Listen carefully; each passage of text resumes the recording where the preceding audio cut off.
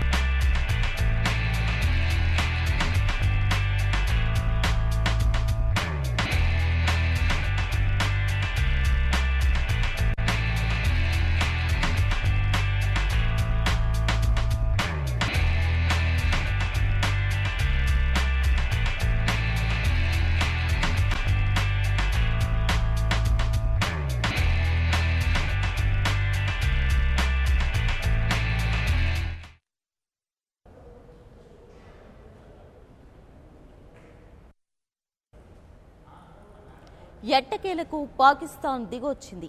తమ వద్ద బందీగా ఉన్న భారత వైమానిక దళం వింగ్ కమాండర్ అభినందన్ వర్ధమాన్ను మరి కాసేపట్లో విడుదల చేయనుంది. శాంతికాముక సంకేతంగా విడుదల చేస్తామని తెలిపింది. అభినందన్ను బేషరతుగా విడుదల చేయాల్సిందేనంటూ భారత్ గట్టిగా డిమాండ్ చేసిన గంటల వ్యవధిలోనే పాక్ ఈ నిర్ణయం తీసుకోవడం గమనార్హం. ఈ మేరకు ఐఏఎఫ్ పైలట్ను వాఘా సరిహద్దుల నుంచి స్వదేశానికి తీసుకురానున్నట్లు ప్రభుత్వ వర్గాలు తెలిపాయి.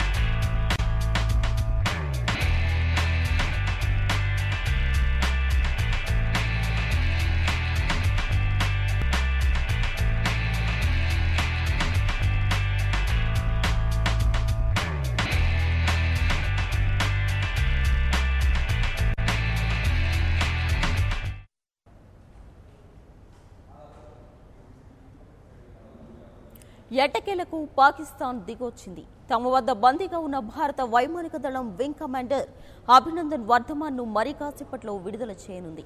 శాంతికాముక సంకేతంగా విడుదల చేస్తామని తెలిపింది. అభినందన్ ను బేషరతుగా విడుదల చేయాల్సిందేనంటూ భారత్ గట్టిగా డిమాండ్ చేసిన గంటల వ్యవధిలోనే పాక్ ఈ నిర్ణయం తీసుకోవడం గమనార్హం. ఈ మేరకు ఐఏఎఫ్ పైలట్ ను వాఘా సరిహద్దుల నుంచి స్వదేశానికి తీసుకురానున్నట్లు ప్రభుత్వ వర్గాలు తెలిపాయి.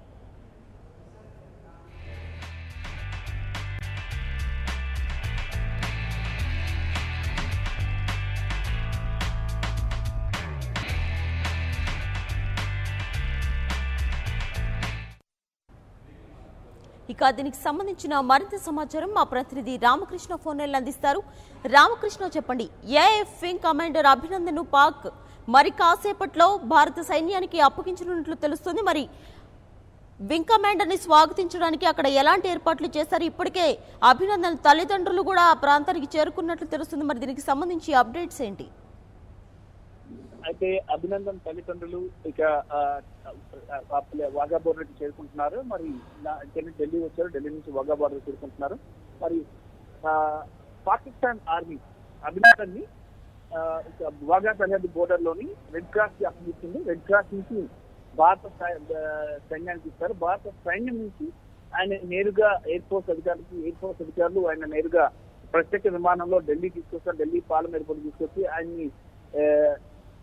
ఆయనతో కొద్దిసేపు అధికారులు కూడా మాట్లాడతారు. అక్కడ ఏం జరిగింది, అసలు పాకిస్తాన్ లోకి వెళ్ళిన తర్వాత వాళ్ళు ఏం క్వశ్చన్స్ అడిగారు, ఏ సమాచారాన్ని అడిగారు, ఎలాంటి సమాచారం ఇచ్చావు, ఎలా జరుగుతుంది ఏంటి అనేది కూడా ఉంటుంది. అయితే ఒకసారి ఈ వాఘా బోర్డర్ లో అటారీ బోర్డర్ లోని ఆయన్ని హ్యాండ్ అవుట్ చేస్తున్న సందర్భంగా వాఘా బోర్డర్ మొత్తం కూడా జనాలతో నిండిపోయింది. మరి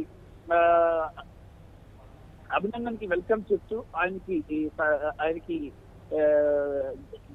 అంటే త్రివర్ణ పతాకంతో కూడిన చిన్న త్రివర్ణ పతాకాలను పట్టుకొని పిల్లలు పెద్దలు అందరూ కూడా ఆ ప్రాంతానికి చేరుకుంటున్నారు. ప్రాంతానికి చేరుకొని స్వాగతం పలికేందుకు సిద్ధమవుతున్నారు. మరి అయితే ఎక్కడ ఎలాంటి ర్యాలీలు ఉండవు, నేరుగా ఆయన తీసుకొని విమానాశ్రయానికి వెళ్ళి స్పెషల్ ఫ్లైట్ లో ఢిల్లీకి తీసుకొస్తారు. ఢిల్లీకి తీసుకొచ్చిన తర్వాత అభినందన్ కు ఆయనకు వైద్య పరీక్షలు నిర్వహించి ఆ తర్వాత ఆర్మీ అధికారులు, నేవల్ అధికారులు ఆయనతో చర్చలు జరిపితే మాట్లాడతారు. ఏం జరిగిందనే విషయం మీద ప్రశ్నించే అవకాశం అయితే కనిపిస్తుంది. ఏది ఏమైనా సరే ఇక పాకిస్తాన్ అయితే దిగొచ్చింది. తమ దగ్గర బందీగా ఉన్న భారత వైమానిక వింగ్ కమాండర్ ను విడిచిపెట్టేందుకు కూడా అంగీకరించింది. శాంతి కాముక సంకేతంగా విడుదల చేస్తున్నామని పాక్ ప్రధాని చెప్తున్నప్పటికీ కూడా మరోవైపు సరిహద్దులో కాల్పులు మాత్రం జరుగుతూనే ఉన్నాయి. కాల్పులు మాత్రం ఎక్కడ కూడా ఆగలేదు. ఒకవైపు అభినందన్ విడుదల, మరోవైపు కాల్పుల మోత జరుగుతుంది. యూరి రజౌరి సెక్టర్ లో ఈ రోజు కూడా కాల్పులు జరిగాయి. కొంతమంది సాధారణ పౌరులు కూడా చనిపోవడం జరిగింది. మరి దేశంలోని అన్ని రాజకీయ పార్టీలు కూడా ఈ విషయంలో ప్రధానమంత్రికి సహకరించాయి. ప్రధానమంత్రి అలాగే రక్షణ మంత్రి, హోంమంత్రి ముగ్గురు సూచించిన సలహాలకు ప్రతిపక్షాల నుంచి కూడా మంచి స్పందన వచ్చింది. ప్రభుత్వం రాజకీయం చేయకుండా ఉంటే ఈ విషయంలో తాము పూర్తిగా సహకరిస్తామని కూడా ప్రతిపక్షాలు చెప్పాయి. ఈ నేపథ్యంలోనే ఒకసారి ఇప్పుడు అభినందన్ భారత్ లో అడుగు పెట్టిన తర్వాత భారత ఆర్మీ వైఖరి, కేంద్ర ప్రభుత్వం వైఖరి ఏ విధంగా ఉంటుందో చూడాలి. ఎందుకంటే ఆర్మీ ఫోర్సెస్, ఎయిర్ ఫోర్స్ వచ్చి ఉగ్రవాద స్థావరాలపై దాడి చేసిన తర్వాత అదొక చాలా పెద్ద విక్టరీగా చేసుకున్న పండగ చేసుకున్న కొన్ని గంటల్లోని అభినందన్ వాళ్ళకి చిక్కుకుపోవడం, ఇక దాంతో టోటల్ గా కూడా రాజకీయ వాతావరణము అసలు మొత్తం టోటల్ వాతావరణం మారిపోయింది. ప్రభుత్వానికి కూడా పెద్ద సవాల్గా నిలిచింది. ఈ నేపథ్యంలోనే మోడీ తనదైన వ్యూహాన్ని ప్రదర్శించి ప్రపంచ దేశాలను అప్రమత్తం చేశారు. ప్రపంచ దేశాలతో అప్రమత్తం చేసేసరికల్లా ప్రపంచ దేశాల అధినేతలంతా కూడా పాక్ మీద గట్టి ఒత్తిడి తేవడం, భద్రతా మండలిలో కూడా ఈ అంశంపై చర్చించడం ఇవన్నీ కూడా జరిగింది. ఈ నేపథ్యంలోనే పాకిస్తాన్ ముందు ఈ విషయంలో ఏ మాత్రం ఆలోచన చేసినా తమ దేశ ప్రయోజనాలకు నష్టం కలుగుతుందని భావించిన పాక్ ప్రధాని ఇమ్రాన్ ఖాన్ ఎట్టకేలకు అభినందన్ విడిచిపెట్టాలని నిర్ణయించుకున్నారు. ఆ మేరకు